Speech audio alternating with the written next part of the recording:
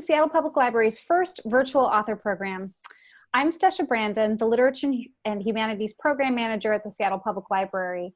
And as we begin today, I would like to acknowledge that we are gathered on the ancestral land of the Coast Salish people. We honor their elders past and present, and we thank them for their stewardship of this land. Thanks so much for tuning in for today's program with E.J. Koh and Karen Maeda Allman, presented in partnership with Elliott Bay Book Company. This is a new format for us, and we are very grateful to our sponsors, the Seattle Public Library Foundation, the Gary and Connie Kunis Foundation, Seattle City of Literature, and the Seattle Times. I'm delighted to welcome E.J. Koh and Karen Maeda Allman, who will talk about E.J.'s new book, The Magical Language of Others.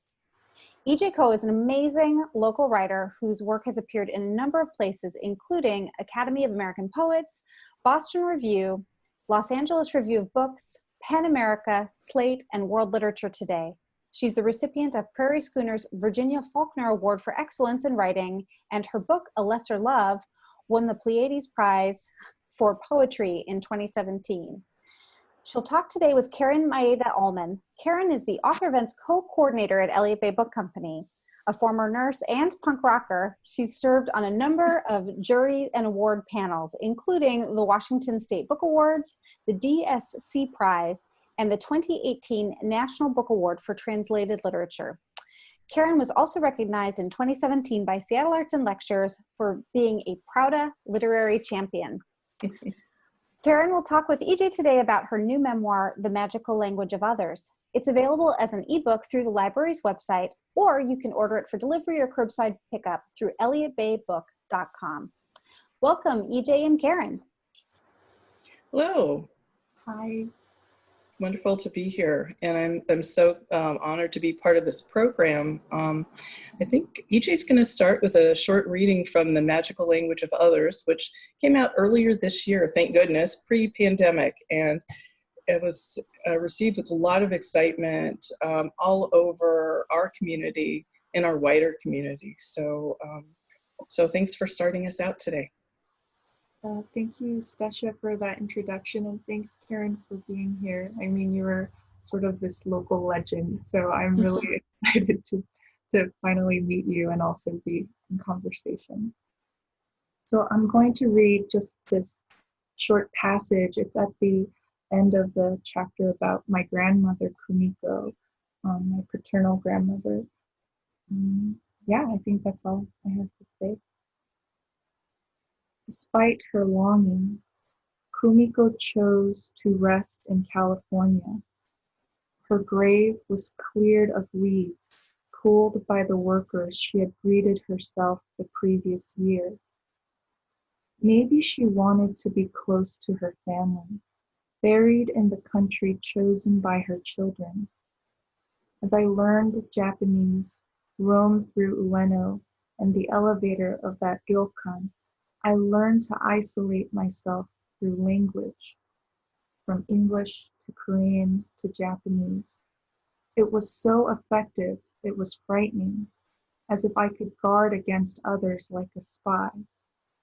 Where I could hardly open my mouth before, it now seemed that no one could speak to me. Languages, as they open you, can also allow you to close. When I felt myself running towards seclusion, I heard my grandmother and my great-grandfather urging me to try, and how much harder one must try than learning to love. She never asked me to speak, but to understand, rather than endure, to forgive, and never to sacrifice, only to let go. Thank you.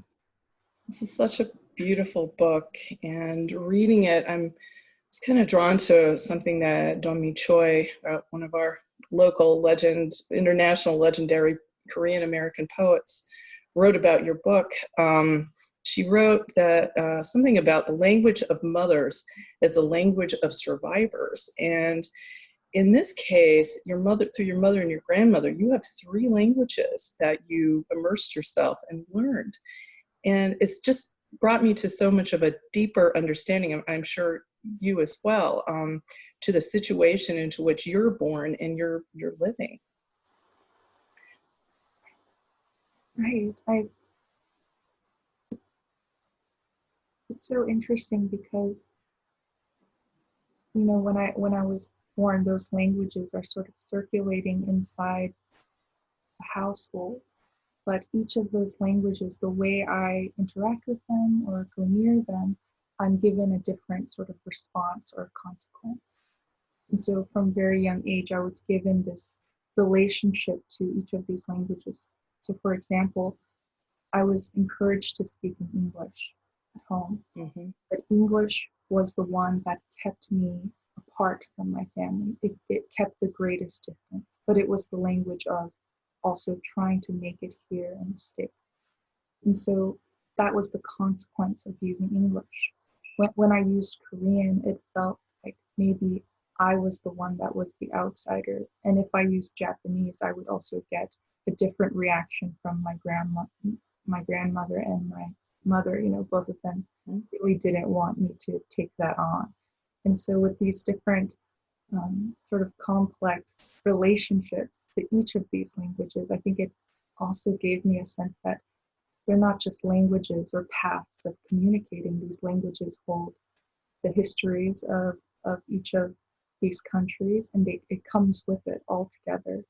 I think that's something Don Mee showed me as I was sort of developing as a translator, and it completely changed how I translate. I mean, even today, it's the thing that changed a lot of things for me. It was, don't just think of the original language and then transferring it into this new language. You have to think about what you're actually doing when you're between these languages, and what those languages are trying to say and trying to ask of you. There's dominant and non-dominant languages, and Korean would be a non-dominant language, and when you translate that into English, which is the dominant language, what are the values you want to bring over? What are the things that you hold close? So I'm really grateful to her and to that experience.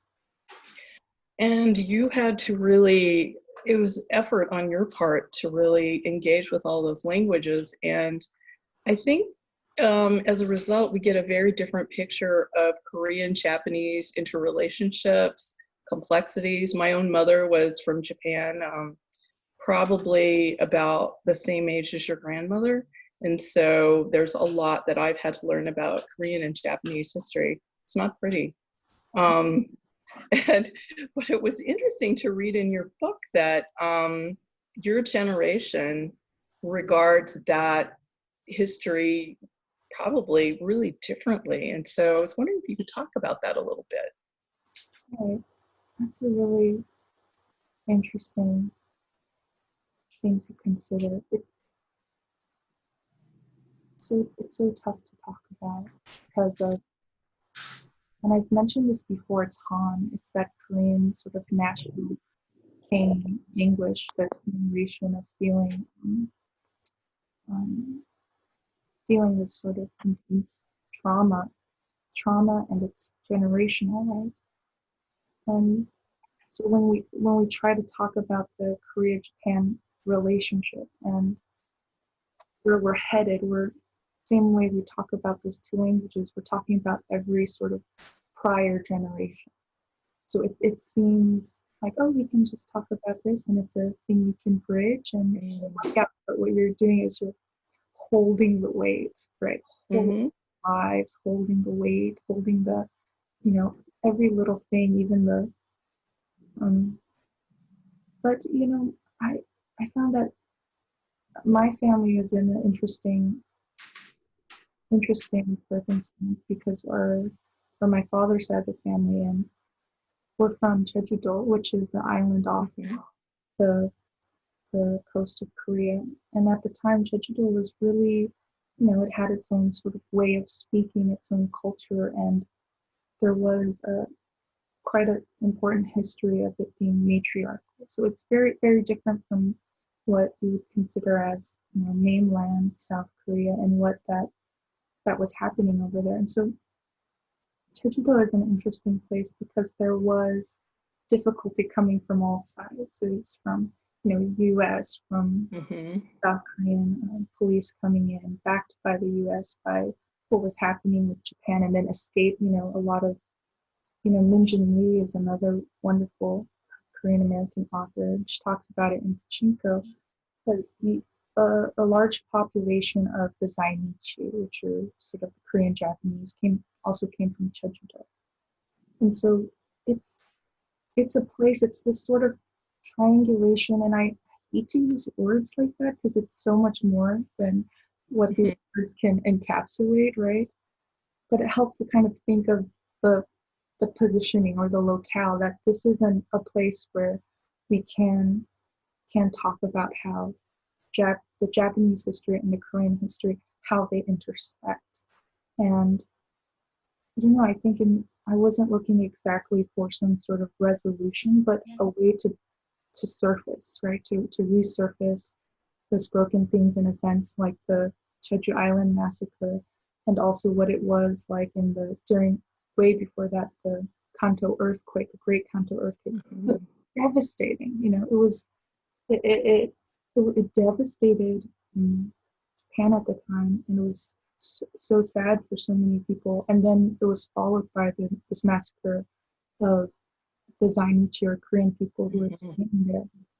And so it was never about leaning to one or other side. It was about surfacing it all together, right? And seeing where we come out of. But where we really see some of those tensions collide in terms of sort of my generation and the generation coming in, the way we talk about those relationships happens in that Gyokan, in the Japan chapter. You remember, yes, you don't just get Korean Americans coming in, right, to Japan to learn Japanese. You get young Korean, they weren't that young actually at the time, but you get young Korean people coming into Japan for jobs and different things. And then you have sort of local Zainichi there, and you also have a mix of, some of the instructors are Japanese, and then there's also Chinese students there. And when we come together and talk about what happened, I think that makes it really interesting, because now they want to talk about K-pop, and they want to talk about drama, they want to talk about, what makes Japanese soft culture in a way. Like, did you see this? Did you try this? Did you try this brand? It's different, it's changing. And so I wanted to highlight that, just put it together, sort of on the table, not to take anything off, but to say, oh, here's this stuff, and here's this stuff. And then, we can really decide together what that means. Well, I want to go back a little bit to the kind of the origin story for your book. I think it began with letters, and there's this beautiful story, and it's set right on Capitol Hill. And I wonder if you would tell us that story to kind of set the scene a little bit. So I had just come to Seattle, and I was so depressed. I was so,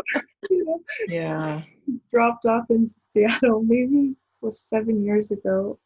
And I reached out to Dawn-Mi Choi, who was, I didn't know her at the time, but she had sort of passed my translation thesis when I was doing my graduate school in New York.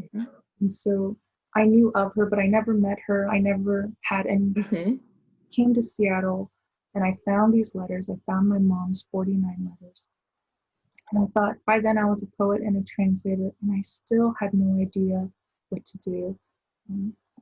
In hindsight, it seems very obvious, but at the time I'm holding these letters going, what do I do with these?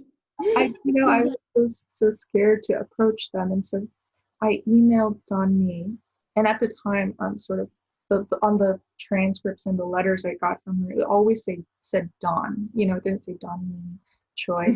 And so I thought, I wonder, this is one of the sort of funny moments in the book where Dawn is a man, or Dawn is a man, and lo and behold, I find out that Dawn-Mi is just like, I live in Seattle. I'm right across. And it just so happens that, you're dropped here with these letters with me. And so we meet up at in front of the Seattle Asian Art Museum. And she said it's one of her favorite places, and she wanted to bring me there and get a sense of the city. She introduced the city to me in that way. And she brought me into Volunteer Park, and of course I was surprised. I still can't believe this. She was not a man, she's a woman. She brings me into, like, under her umbrella because it was raining, and we go up the water tower together. And I'm holding, I brought my mother's letters, so I'm clutching them and scared and terrified and nervous. But we sit, they have this beautiful stone bench and this square lookout up at the water tower. And she reads the letters in front of me. She sort of goes through them page by page, and I'm just watching her, watching for any reactions. And then I stop and just look out of that view we have up there. And she just says it very, very simply. You have to translate these letters. I mean, that's what you're supposed to do. That's when she said that 49 letters. I mean, 49 is a very important number because in Buddhist tradition, 49 is the number of days that your soul wanders the earth looking for answers before the afterlife. So I think that's when I knew I had to embark on these letters in a new way.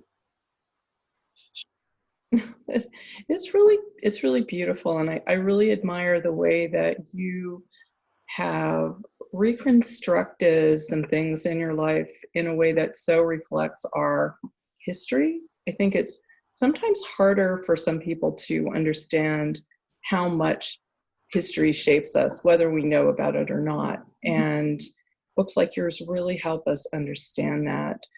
Even such things like, I think, different experiences of migration now. And for you, it's being left behind for a time, you and your brother, when your parents go back to Korea for your father's work, and how that affects you, how people kind of travel back and forth. It's such a different pattern than, my mother came over and she basically planted herself here and didn't really want to go back except for maybe a few times for visits. It's so different. The times are so different, and class affects things too. So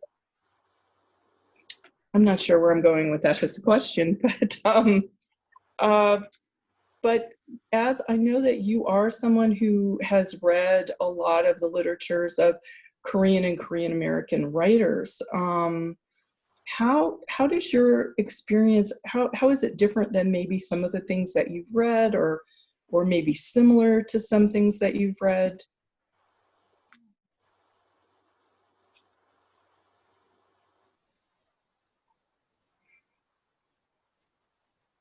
It's very interesting. When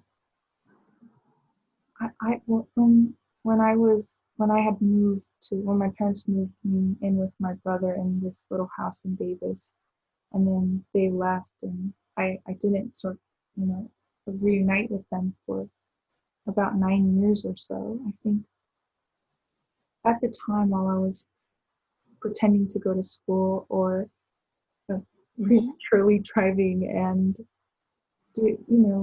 steeped in a lot of self-harm and attempting my life and a lot of drugs, and just this onslaught of these years, these terrifying years I had. I thought, and an eating disorder on top of that, but I thought I was the only person in the world going through that.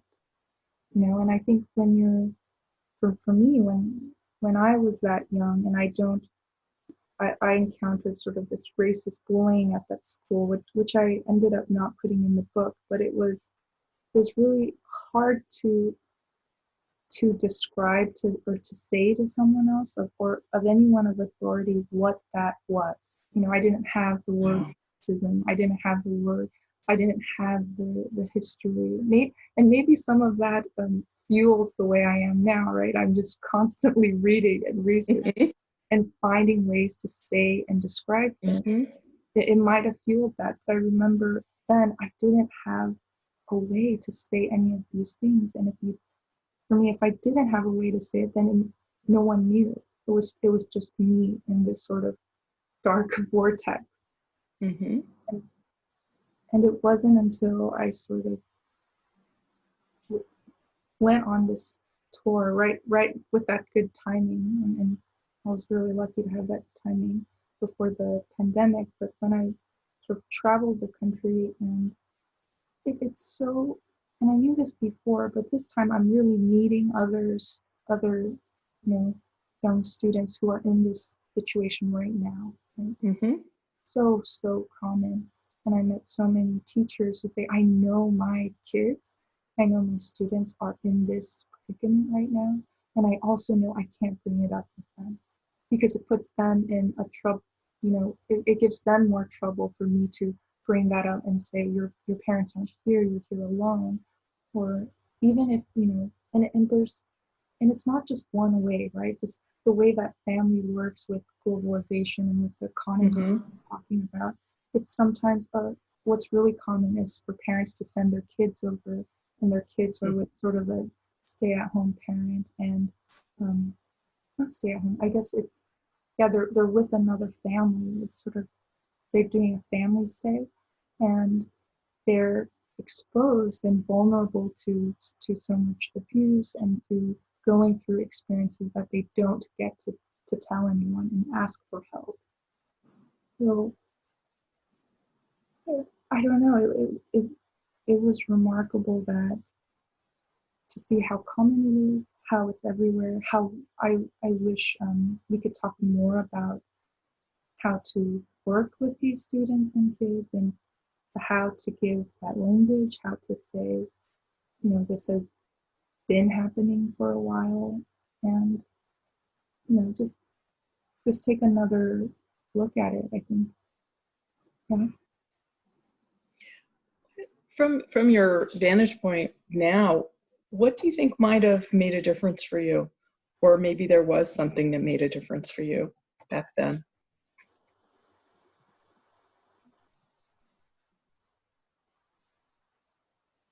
It's so funny. I've talked about this memoir so much, and I still feel so sad when I talk about it, Mm-hmm. because it it's ongoing, right? Mm-hmm. I would say my teachers. I think it took a while. Mm-hmm. Once in a while you meet a teacher who's as stubborn as you, and who sees all your wild behavior, and they see that you just need some help. You just need a little extra love or care. And I think I had this English teacher in high school, and I was such a bad student, And out of 30 in this school, I'm missing 28 days. I'm I'm so rude and obnoxious. She said, why don't you work on this little introduction for this book? It was a English literature class, and I wrote it, and she said, this was amazing. Can you read it for everyone? I remember it because I think it was the first nice thing I experienced while I was at Davis from anybody. It was the first nice thing. Wow. Yeah. And so Oh. when we think about teachers and those students, it's thinking about being kind or caring, how you never know who really, really needs that. And so later on, I mean, the first time didn't turn me around, right? Mm-hmm. I'm such a slow learner, and so I go into college hell bent on being this hip hop dancer, this Mm-hmm. so excited to dance and be in the night scene in LA.